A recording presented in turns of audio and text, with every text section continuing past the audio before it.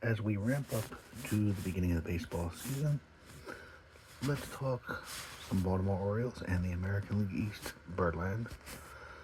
So, I mentioned this first, my predictions for the American League East. I do have the Yankees winning the division, winning over 90 games. I also have the Orioles in winning 90 plus games. I have them finishing second to the Yankees. They will more than likely be the first wild card. I have the Red Sox in third. I see them winning anywhere from 85 to 90 games as well.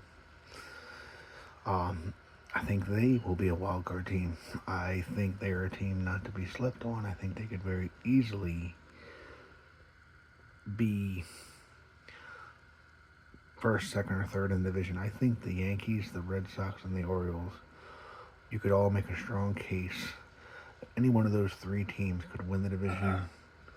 I think it's a three-team race in the division.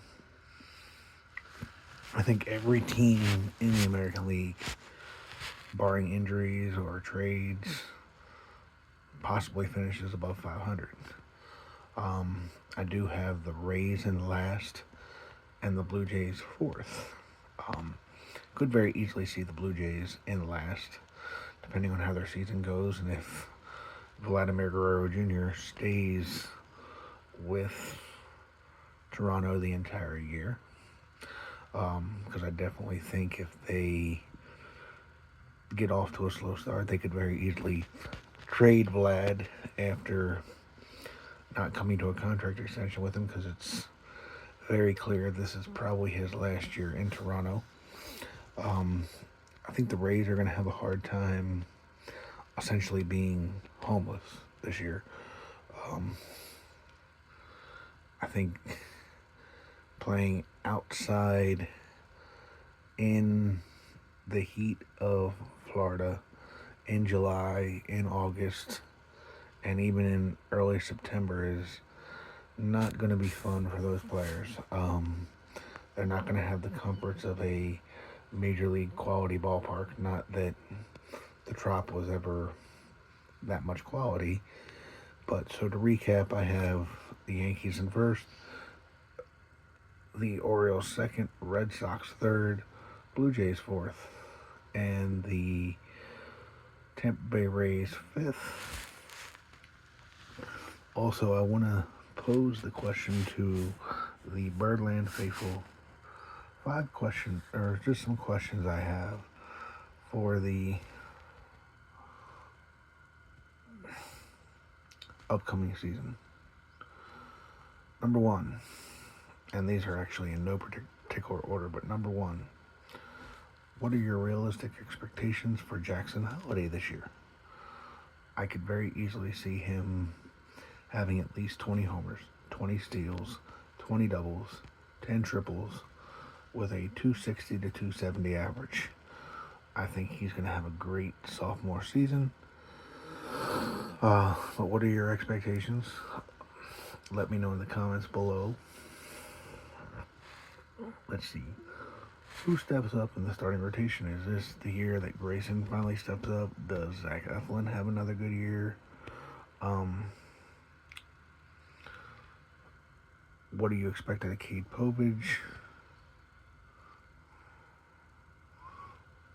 What do you expect out of Shinjo? Hopefully I'm saying his name right. I have not been able to pronounce his name since we've gotten him.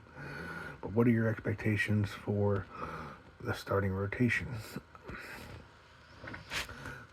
Third question I would have is, who leads the team in home runs and RBIs? Who replaces the production that Anthony Santander left behind? I have said in numerous social media posts, in numerous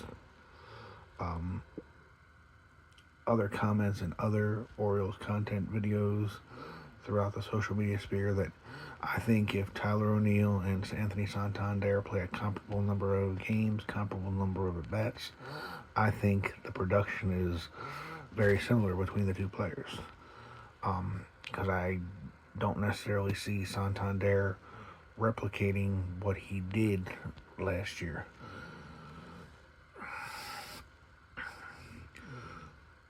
And another question, what are your expectations for Félix Bautista? Does he bounce back completely? Is he the mountain that he was, I guess, 2 years ago when we won 101 games? Or does he take some time to come back from Tommy John surgery? That's going to be an interesting question. But I do think overall, I'm actually a believer in this bullpen.